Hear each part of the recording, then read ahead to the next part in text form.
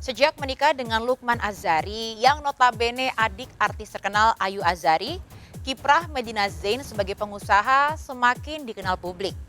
Bisnisnya menggurita, tak cuma klinik kecantikan, tapi merambah ke bisnis kue kekinian dan juga tas branded. Sayangnya gara-gara bisnis, Medina tersandung kasus hukum.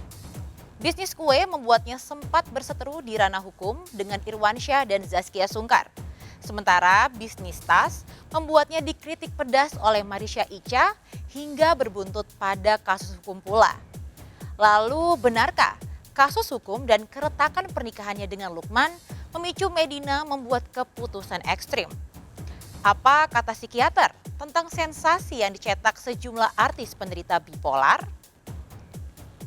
Sebelum menyimak fakta pamungkas, izinkan saya Maria Andromeda pamit undur diri dari hadapan Anda. Saksikan terus Barista, berita artis ternama setiap Sabtu dan Minggu hanya di RCTI.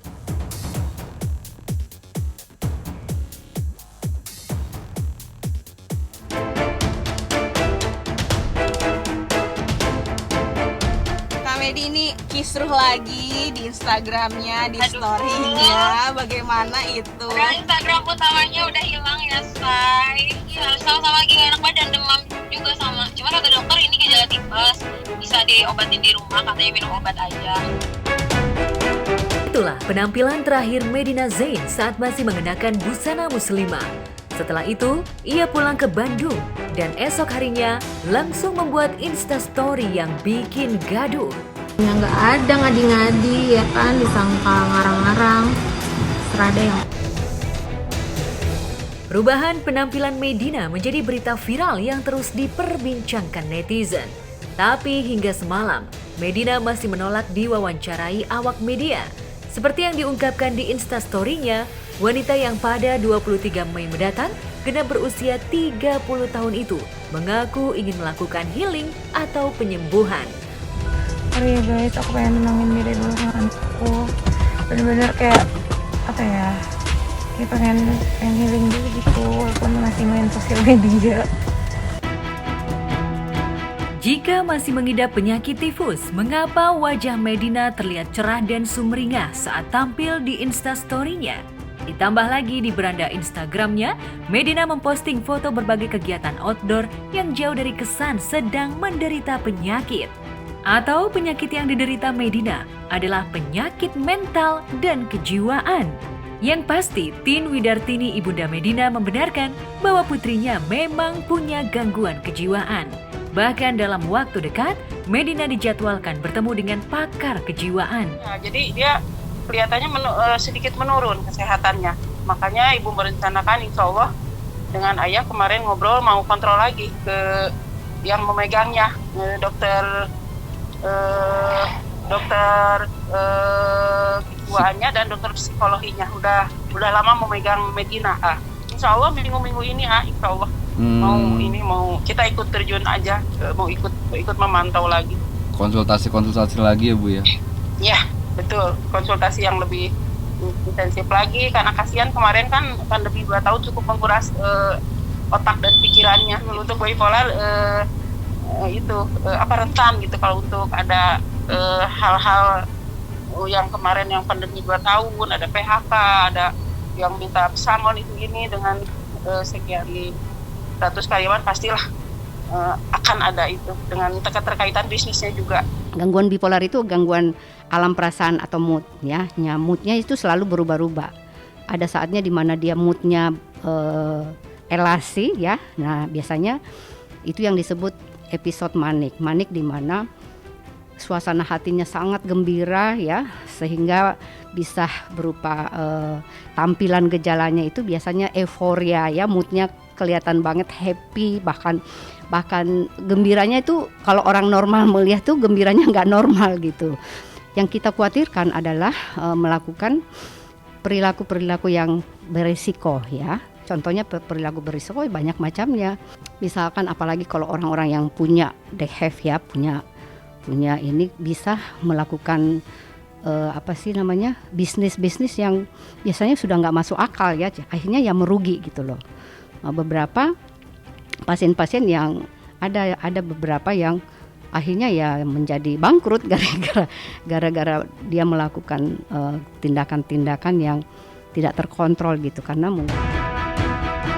Ya, ihwal Medina menderita gangguan emosi ekstrim yang disebut bipolar sudah bukan rahasia lagi. Gara-gara penyakit itu, Medina sampai tersandung kasus narkoba karena obat antidepresan yang dikonsumsinya termasuk narkotika golongan 4 yang hanya bisa dibeli lewat referensi dokter.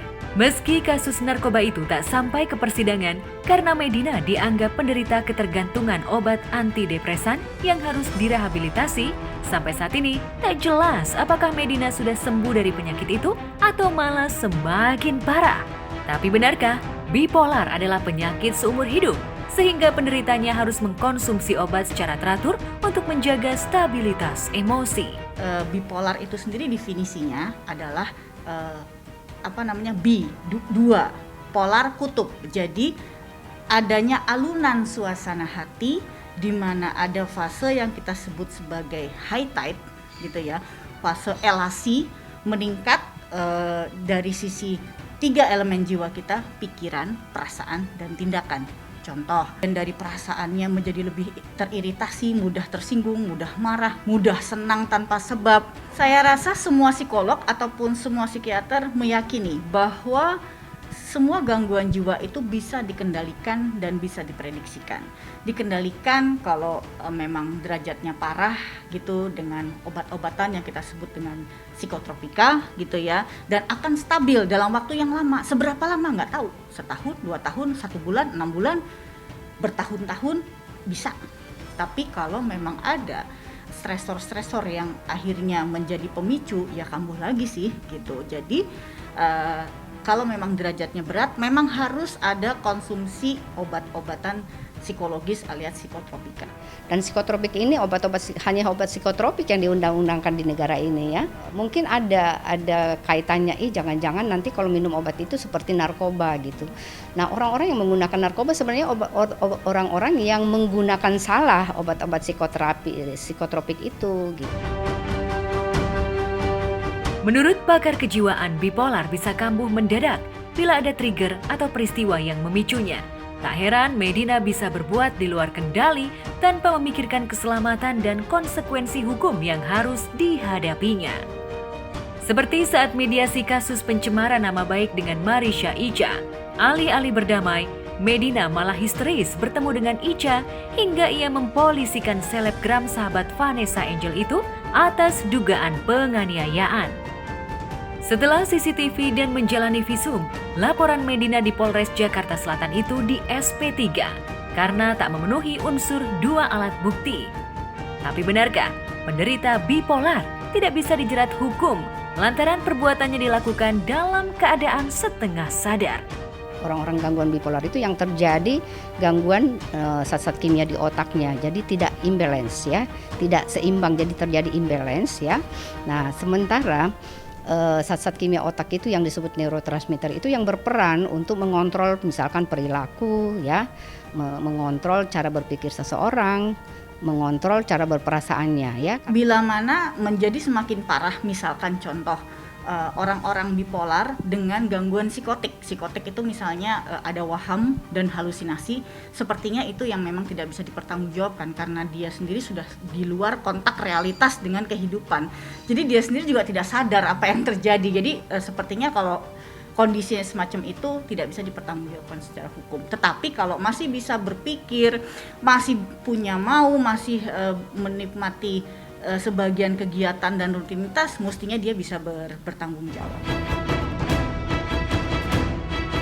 Sama seperti Marsyanda yang juga menderita bipolar, rotasi hidup Medina bak roller coaster yang bisa melesat cepat, bisa juga menukik turun secepat kilat. Jika Marsyanda sempat melakukan perbuatan yang cukup ekstrim dengan melaporkan ibu kandungnya ke polisi lantaran tak suka hidupnya dikekang, Medina melakukan perubahan ekstrim dengan menanggalkan busana syar'i yang menjadi ciri khasnya selama ini. Tapi mengapa Medina melakukan perubahan saat dirinya diisukan hendak dijemput paksa polisi terkait kasus pencemaran nama baik yang dilaporkan Marisha Icha? Aku bilang sama siapapun, sekalipun 10 miliar di depan mukaku, aku nggak akan terima. Kecuali nggak tahu ya, ada permainan dia di belakang. Santai lah, orang Indonesia tuh nganggapnya tuh kalau tersangka tuh udah pakai baju oranye gitu, dipermalukan di depan orang. Padahal kan namanya tersangka tuh masih disangka gitu. Masih dia butuh proses lagi. Proses lah, masih kejaksaan apa segala macam, masih panjang banget waktu.